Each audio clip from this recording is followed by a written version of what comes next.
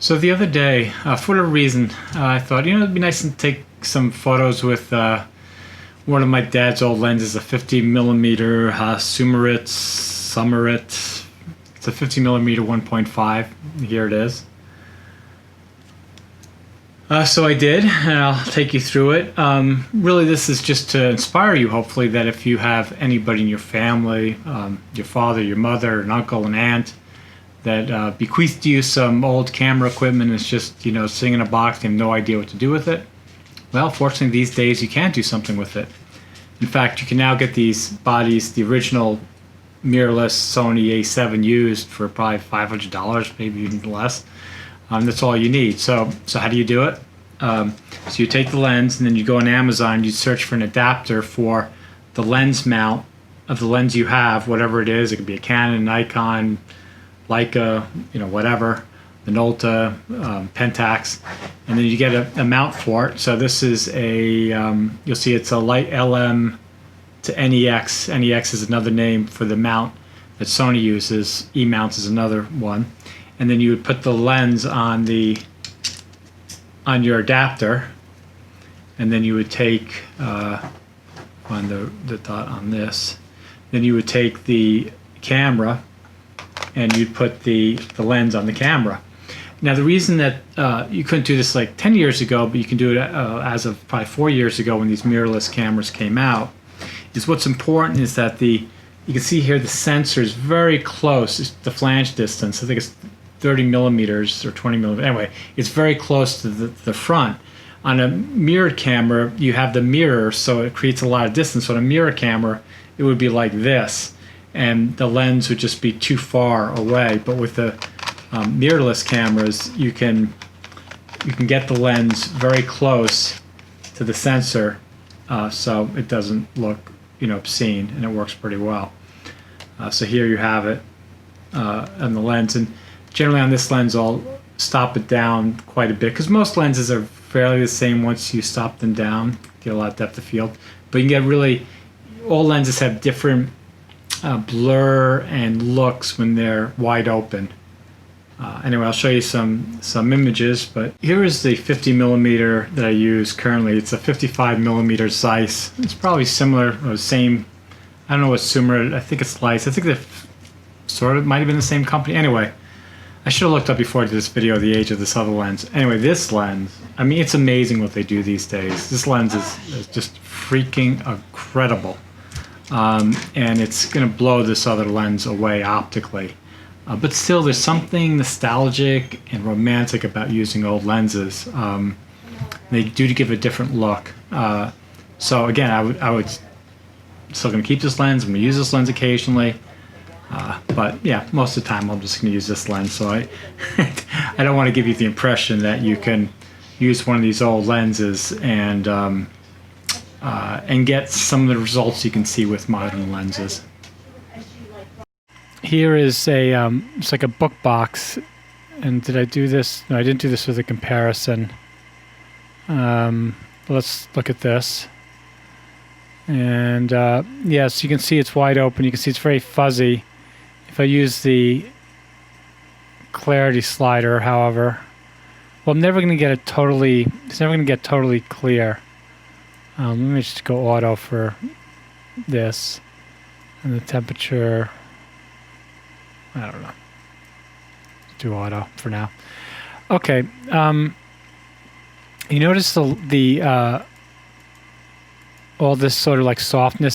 That's what you really want in one of these old lenses. So, the Sony Zeiss 55 millimeter modern one. This will be sharp, as you'll see later from edge to edge. But this still has a very nice look to it. Well, I mean, it's a look that I think is nice. Let's go down some more. I shot this, I think, was closed, and then this was wide open. So you can see this is pretty clear here. But this, I think, this was shot at 5.6. One of the bad things about these old lenses is the camera doesn't record the f-stop, exif stuff. So this is 5.6, though. This is still a little bit blurry. Let me just do what Photoshop thinks is auto. And I'll move the clarity slider up. Yeah, I mean, I have to say it's very appealing, but it's not technically a sharp photograph. But it's still, I still like the effect. So yeah, here's one where I obviously shot wide open. And yeah, here you get that really dreamy view. Make this even really redder. Maybe not that red. And I could dehaze it. I don't like that. Leave that alone. There's a texture thing. I don't know. I think sort of one of the things I like about these, of course, it's vibrance up or down. I think one of the things I like about using these old lenses is I don't know. I mean, it's monkeying with them doesn't make them better or worse. I mean, they just are. So it keeps you out of a little bit of trouble, I feel. I mean, I guess what I'm saying is I can't use these to improve this much. I'm sure others could. Well, I don't know what I think about that. Maybe I'm wrong. Anyway, I like this. I like the mood of this shot. This is how I felt it when I walked by it. And here's the sharp version where I stopped it down. And this is, funnily enough, this is almost looks more like a cell phone shot. So I really don't like this one where the lens is performing better because it's stopped down, but it's still missing something from that other, the wide open blooming shot. This one was stopped down, but this one I think I did like f2, and I tried to focus on this part here. There again, I mean, I feel it's getting some sort of a mood here.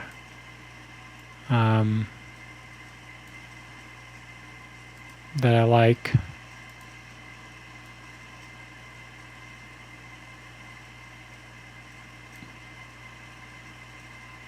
So much about the vignetting. Yeah, so if I did the vignetting down on this one, oops, let's crop in a bit. Yeah, so I think I like this. This is sort of cool to me. I never get tired of these stupid architectural shots. On this one, I might actually boost the texture on it and a bit of the clarity. Yeah, to really bring this out. Vibrance, I don't know. Yeah, it's sort of cool, like when it's almost close to black and white, or I could go all color. Yeah, this photo sort of works for me both ways.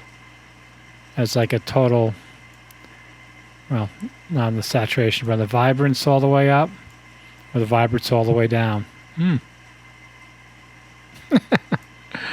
This is where photography gets frustrating to me. I think I would go with this because it's a new house redo, already has the new colors. So I'm going to keep it like that. What other things? Took it as doorway. All right, so here's the fire hydrant. And I shot this wide open. Let's see, I'm going to bring down the exposure a bit. No, the exposure the same. But yeah, here maybe I'll go for more clarity. A little more clarity of the fire hydrant. Vibrance, maybe I'll go for more of the vibrance, yeah. Really get these two things to pop out. And the shadows, I think I'm going to bring down the shadows a bit. So yeah, this isn't a shot. I said before that you could probably get the same shot if you knew Photoshop with the Zeiss 55. I don't believe you can do that because the lens captures all the distance information and blur. There's no way Photoshop can figure out that this is farther from this, and just get that sort of look. Should got more of the one-way sign there. Yeah, so I think it's a good thing when I want to take the image straight into Photoshop. A few of these I've wanted to take right into Photoshop and just start working on them right away. I might have to take the stop sign out of that one.